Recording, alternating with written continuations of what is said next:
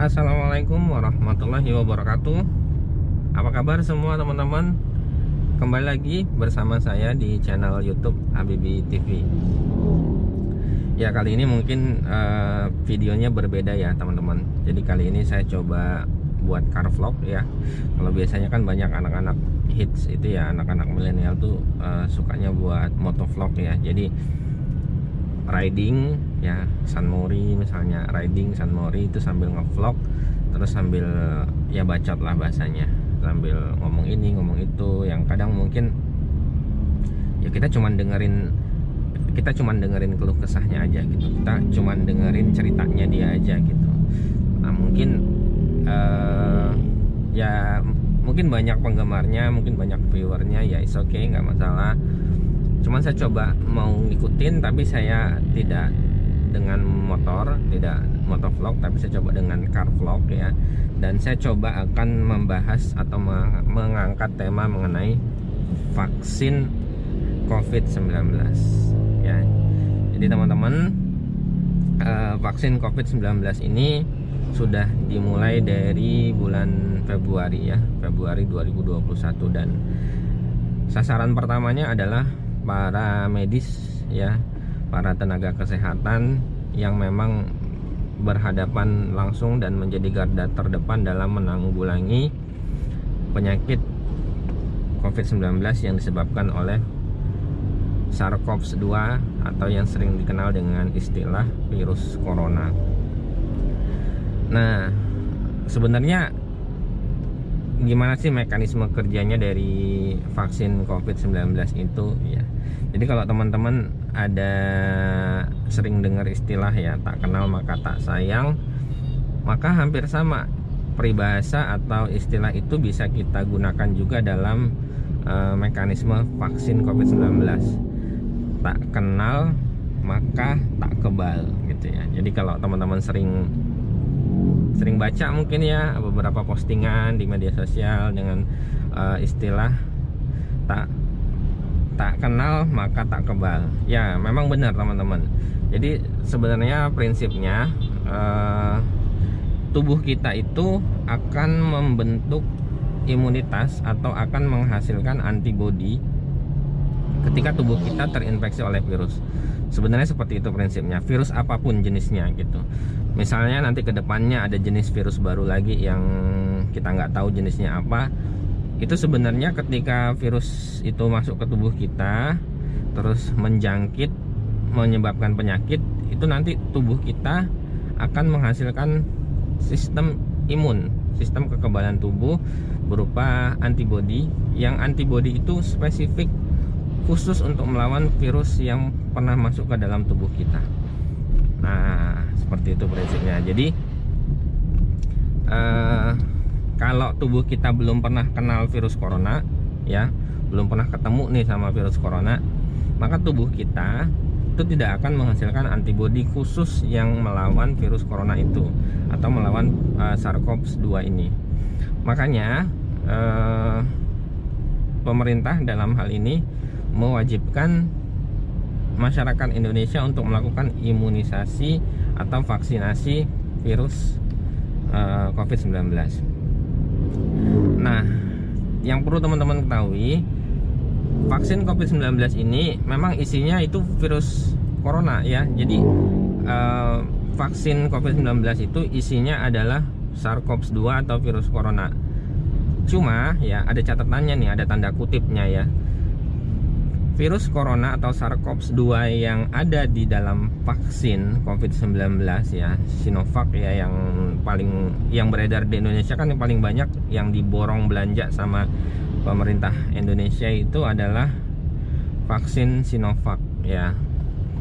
Itu adalah isinya ya SARS-CoV-2, cuma virus itu sudah dilemahkan atau sudah dibunuh gitu. Jadi dengan dilemahkannya virus tersebut atau dibunuhnya virus tersebut,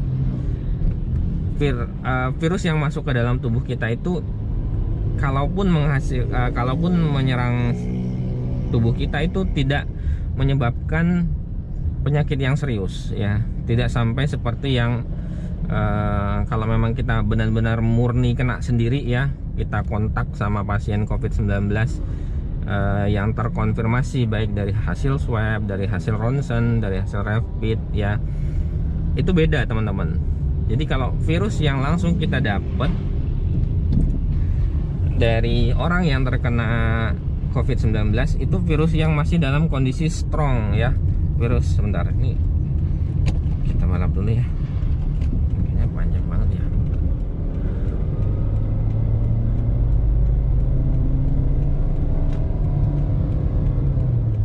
Oke, sudah. Nah, balik lagi ke topik pembahasan kita.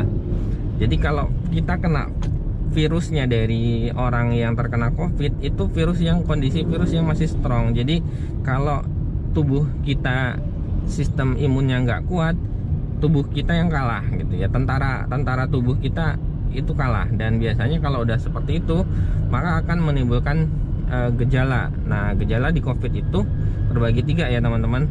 Ada ringan, sedang, berat. Nah, ringan ini biasanya masuk dalam kategori OTG. OTG itu orang tanpa gejala. Jadi dia nggak demam, dia nggak pilek, dia nggak batuk, ya dia nggak sesek. Tapi saat dikonfirmasi dengan pemeriksaan laboratorium, baik berupa swab gitu ya, swab antigen, rapid antibody atau PCR, itu hasilnya terkonfirmasi positif ataupun hasilnya reaktif. Tapi dia nggak ada gejala. Nah, ini masuk kategori OTG atau masuk ke dalam klasifikasi yang gejala ringan. Nah, kalau yang gejala sedang itu ya ada demamnya, ada batuknya, ada pileknya, disertai dengan hasil ronsen terkonfirmasi ada pneumonia ya. Jadi paru dadanya di ronsen, terus ada gambaran putih-putih gitulah pokoknya ya, gambaran putih-putih di paru-parunya. Karena normalnya kan paru-paru itu isinya udara ya teman-teman. Jadi prinsipnya kalau paru-paru sesuatu yang isinya udara ketika di ronsen, maka dia gambarannya akan berwarna hitam. Maka kalau paru-paru itu banyak putih-putih-putihnya kayak gambaran awan gitu, itu nggak baik ya teman-teman, itu ada masalah gitu. Nah, yang derajat gejala klasifikasi berat itu yaitu dia dengan gejala disertai dengan sesak napas ya, penurunan kesadaran dan lain sebagainya ya. Dan kondisi seperti ini tuh harus benar-benar memang pasiennya harus dirawat di ruang ICU ya, khusus perawatan COVID-19 dan membutuhkan ventilator.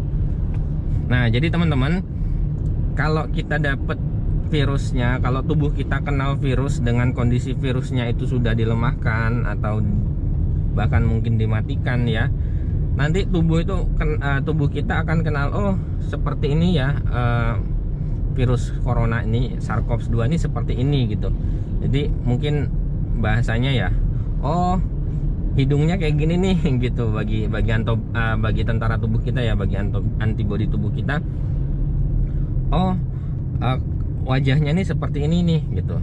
Jadi ketika tubuh kita sudah kenal dengan si virus corona ini, maka tubuh akan menghasilkan antibodi. Jadi nanti sewaktu-waktu ketika tubuh kita terinfeksi dengan virus SARS-CoV-2 atau virus corona yang kondisinya prima, tubuh kita sudah siap, tubuh kita sudah punya tentaranya gitu untuk melawan si virus itu gitu. Jadi kalaupun misalnya ternyata masih kita batuk pilek ya, at least kita nggak berat-berat amat gitu, karena tubuh kita udah siap duluan gitu. Beda dengan kondisi yang belum pernah divaksin, terus tiba-tiba ketemu virus corona, terus dengan kondisi yang daya tahan atau imun kita juga lagi rendah, tubuh kita belum siap, terus si virusnya kuat. Nah, itu di situ kita kalah dan ya kita bakal bisa ngedrop gitu. Prinsipnya seperti itu ya teman-teman. Jadi mungkin masih banyak dari masyarakat Indonesia ya, atau sebagian mungkin ya, yang masih menolak untuk divaksin. Jadi sebenarnya agak aneh ya, Karena oh ya, mungkin golongan-golongan itu adalah golongan-golongan orang yang atau golongan-golongan masyarakat yang memang termakan isu hoax ya, isu hoax dari vaksin COVID-19 yang katanya mengandung itulah inilah yang katanya. Terus ada juga berita perawat yang divaksin COVID-19 beberapa hari kemudian malah positif COVID-19. Nah, ini yang perlu teman-teman ketahui, bahwa ketika kita divaksin divaksin COVID-19, misalnya nih vaksin Sinovac gitu. Hari ini tanggal 12 Februari 2021. Tidak serta-merta hari ini juga antibodi kita dihasilkan. Enggak, teman-teman, bukan seperti itu prinsipnya. Jadi prinsipnya ketika kita disuntik vaksin, tubuh kita akan menghasilkan antibodi itu paling cepat 7 hari, teman-teman. 7 hari dari vaksin yang pertama, dan itu tidak penuh, sekitar 50%. Makanya ada vaksinasi tahap kedua ya. Tahap kedua yang disuntikkan itu 14 hari kemudian setelah vaksin yang pertama. Jadi setelah divaksin yang kedua 14 hari kemudian, barulah di situ nanti tubuh kita udah benar-benar siap. Jadi ibarat kalau kita ngecas HP ya, ketika kita disuntik hari ini itu masih 0% guys ya, belum benar-benar siap gitu. Jadi yang waktu berita yang tentang perawat yang positif itu ya, dia divaksin tapi antibodinya belum siap menghasilkan gitu. Akhirnya ya dia terkena virus corona. Jadi teman-teman jangan percaya dengan berita-berita hoax seputar vaksin COVID-19 ya. Itu semuanya nggak benar. Jadi vaksin COVID-19 ini adalah salah satu metode penanggulangan pandemi COVID-19, dan ini seluruh belahan dunia ya teman-teman, nggak cuma di Indonesia, tidak hanya di Indonesia, seluruh negara ya di belahan dunia pun melakukan tindakan yang sama. Karena kalau nggak divaksin kayaknya agak susah ya teman-teman, karena kalau mau benar-benar strength dengan protokol kesehatan ya, itu kayaknya susah ya, karena di mana-mana kita lihat masih banyak masyarakat yang belum mau pakai masker, yang masih berkerumun, kemudian yang masih abai dengan 3M gitu. Jadi vaksin COVID-19 atau vaksinasi ini adalah salah satu metode yang bagus untuk menanggulangi pandemi COVID-19 ya. Mungkin itu vlog kita untuk yang pertama ini ya.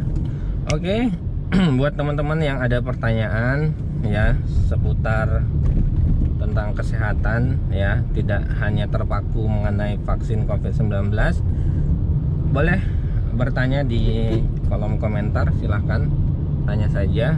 Nanti kalau bisa saya jawab, insya Allah akan saya jawab. Atau kalau teman-teman ada punya ide kira-kira bahas materi apa ya, silahkan sampaikan di kolom komentar. Nanti akan coba saya buatkan vlognya ya. Oke, sebelum saya tutup, saya mohon dukungan dari teman-teman sekalian yang menonton channel saya ya, yang baru bergabung, silahkan di subscribe biar saya tetap semangat dalam membuat video, dan di share ke teman-teman ya, ke keluarga, ke kerabat, agar mereka semua